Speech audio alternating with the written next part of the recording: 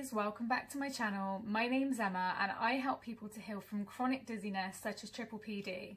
If you want to see more videos that can help you to heal from dizziness, don't forget to hit the subscribe button, and if you like the video, please hit the like button because it will help it to reach more people. So in this video, I want to talk about avoidance behaviours and what you can do to overcome your fears. So the reasons why people can avoid certain places or environments or people is typically because we've had negative experiences in the past that have caused reactions such as fear or panic or anxiety, maybe a feeling that you've not felt safe or that you felt overwhelmed, and just that you can't control the situation that you're in. And what that actually does is that can affect your future experiences because you're afraid of it happening again. So you're afraid of what might happen in the future based on your past experiences. And it's actually really common for people that suffer with PPPD or they have a chronic dizziness issue to have things like anxiety that could be related to avoidance behaviours, because it could be that certain environments are triggering your symptoms, such as bright lights or noises or crowds. It could be a control thing, that if you maybe commit to going somewhere and you suddenly start to feel unwell, that you maybe can't get out of that situation or to come home, and maybe it's just become the easier route for you to just start to avoid places because you feel safer staying at home in an environment that you can control. So I'm going to offer you a couple of tips and advice today that can help you to overcome your fears, start to get your life back, and start to reintroduce yourself into certain environments where you can start to feel safe and confident again. So I'm going to take the example of being in a supermarket because this is somewhere that was a really big trigger for me, so I find it quite easy to explain and to help you to overcome that, because I now have no problems going into the supermarket at all. And also because I know that it's really common for people with PPPD to also experience the same, you know, in visually challenging environments or where there's bright lights and lots of people. So one of the things you can do first of all is to ask for support. You can take a friend with you, somebody that understands your condition, someone that you trust, someone that you can just walk through the supermarket, you can hold on to their arm, you can let them know if you're starting to feel unwell, and just having someone with you to help you through the process. You could also try just breaking the trip to the supermarket down into really small bite-sized chunks. So rather than going out and saying you need to go and do a full shop while you're in there, you can just set the intention, set a goal that you're going to go into the supermarket and buy one thing. Or maybe you can just go into the supermarket, just do one lap and then leave again. You could even just go to a small supermarket where you know there's going to be less people and you can just get in and out a bit quicker. And then that way you know that there's less expectation, there's less pressure on yourself for something to go wrong. You know that you can go in and out, which means you're more in control of the situation. If you don't feel that you can even go into the supermarket at all, one thing you could do is just get to the supermarket, whether you're driving, whether you're walking there, just get to the supermarket and stand outside or sit outside for 5 or 10 minutes. See how you feel when you're there. Know that there's no expectation for you to actually go in there, and that all you're doing is just staying outside. You can actually keep practicing that as often as you like, knowing that you don't actually have to go in there. And then in time, when you start to feel more confident, you can just, you know, say I'm going to go in for 5 minutes, or I'm going to go and buy one thing and I'm going to leave again.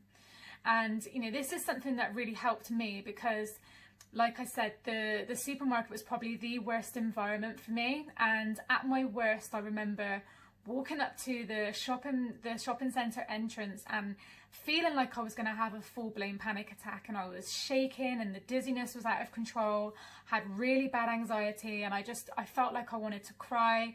I was so emotional and so upset, and I just wanted to turn around and go home.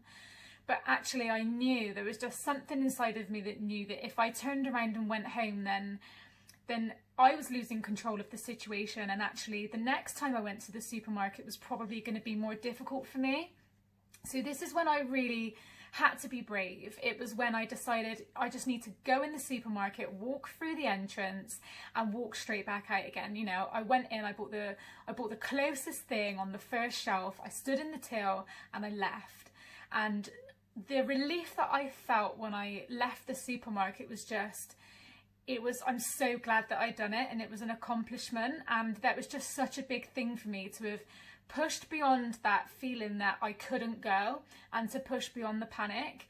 But I appreciate that some people have got different varying degrees, and they've got, you know, different degrees of how bad the PPPD is. So I wouldn't urge you to go somewhere that's going to really trigger you really bad, but it's just to acknowledge that the decisions that you're making can be based on what you're feeling inside, and that if sometimes you can just break it down into small, more achievable goals, then all you have to do is just to take one little baby step in the right direction. And when you hit that goal, like it was for me to take one lap of the supermarket, I felt so much relief and so much better for doing so.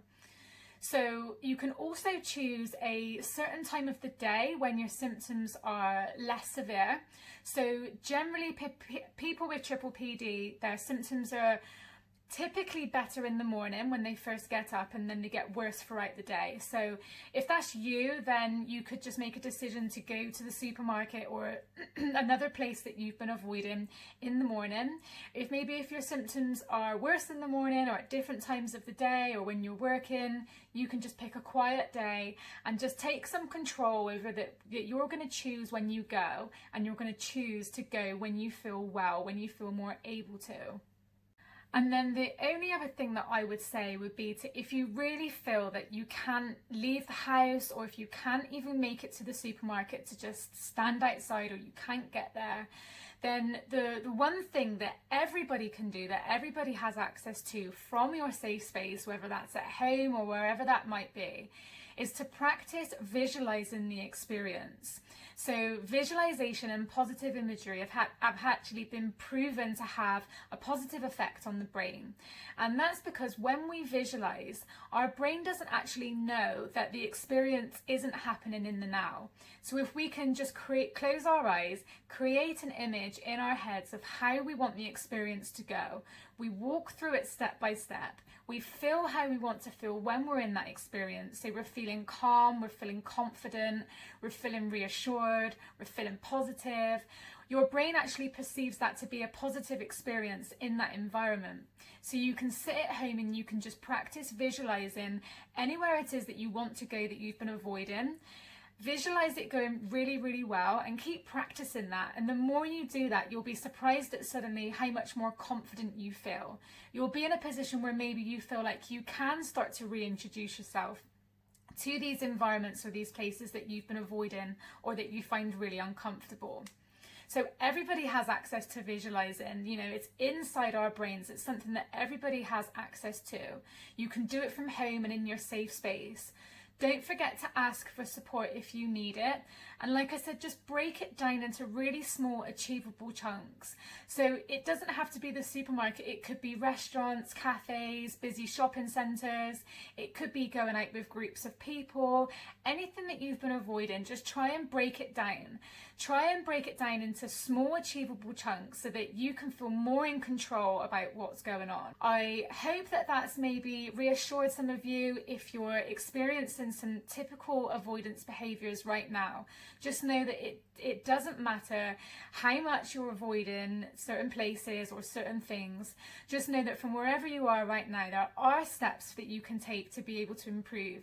If none of the tips that I've offered in this video today are particularly helpful for you, I would really urge you to seek professional help with a therapist or somebody that can help you through the mental and the emotional aspects of this, because improvement is possible for everybody, and you should be able to go out and live your life, and there shouldn't be any fear that you associate with going to certain places. So set the intention that that's something that you want to change, and then set small achievable goals to help you to achieve that.